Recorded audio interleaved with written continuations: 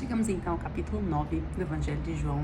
E se você não leu o capítulo 8, eu vou sugerir que você leia ele, porque a imagem que Jesus usa no capítulo 8, que é tirada da festa dos tabernáculos, que é a questão de ele é a luz, né? Eu sou a luz do mundo, é uma imagem muito importante para este capítulo, que é o capítulo 9. O capítulo 9, ele gira todo em torno da cura de um homem cego de nascença. É importante a gente observar, então, que a questão da cura de cegos está muito presente no ministério de Jesus. Só que essa cura do capítulo 9, ela traz algumas curiosidades, diferenças do que a gente vê nos outros evangelhos. A primeira coisa é que ninguém pede para ser curado. Nos outros evangelhos, e até mesmo em curas deste capítulo, a gente vai ver que a pessoa, ela chega, apresenta a Jesus a sua necessidade, pede para ser curada, mas nesse caso, ele não pediu por misericórdia, não clamou por misericórdia. A gente vê, nesse caso, que ele é curado depois de uma controvérsia a respeito de quem que era a responsabilidade por ele ser cego. A segunda coisa é que aqui Jesus usa o barro.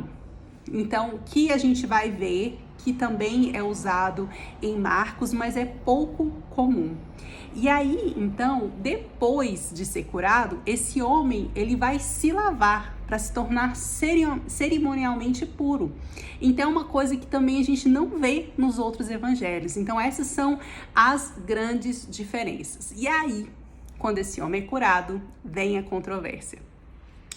Os fariseus querendo saber quem curou ele, pergunta para ele, pergunta para os pais dele, quem que curou você, e é interessante a gente ver todo esse debate que vai girando ali a respeito disso.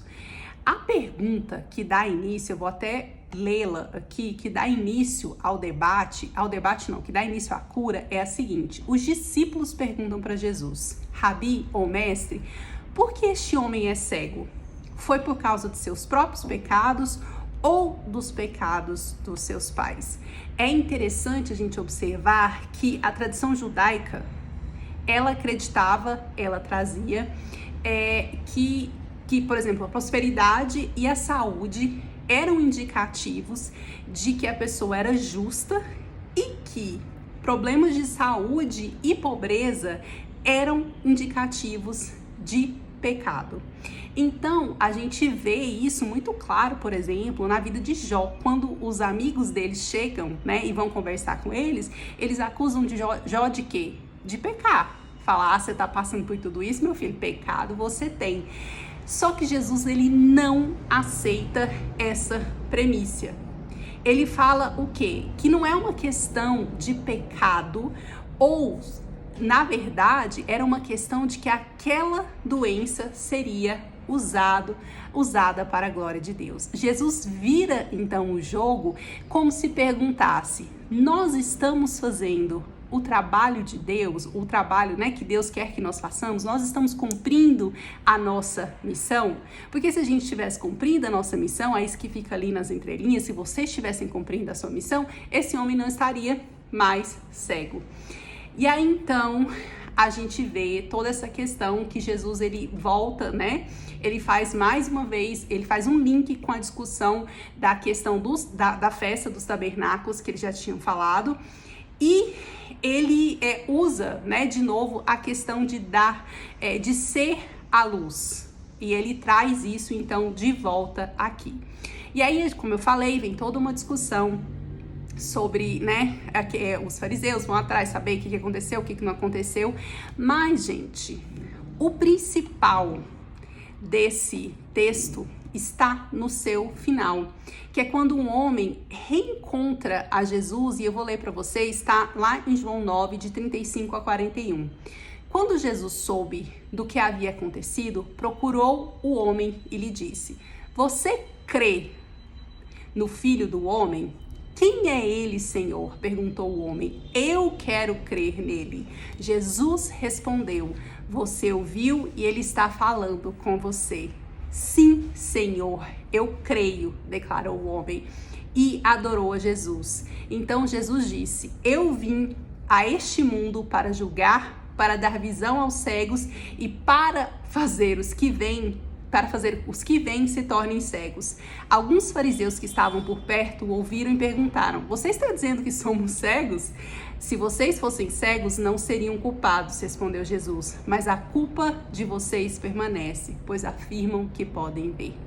Nesse trecho, nós vemos praticamente tudo o que é importante para aquele que escreveu o Evangelho de João a respeito de Jesus.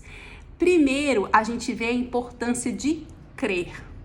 Os milagres, os sinais, eles acontecem para mostrar, para levar as pessoas a crerem. Então Jesus chega e conversa com aquele homem e mostra que não era só uma questão de ter a sua visão restaurada. Aí vem o segundo tópico importante para João. Era uma questão de ter a sua visão espiritual restaurada. Vocês lembram que eu falo sempre que em João os sinais eles apontam para duas realidades? A realidade miraculosa, o homem cego enxergar, e a realidade espiritual, aqueles que estavam cegos através de Jesus vão enxergar. E aí também mostra o quê? Aqueles que deviam ver, que eram os líderes religiosos, não enxergavam. Estavam onde? Nas sombras, na escuridão, que é um outro tema do Evangelho de João.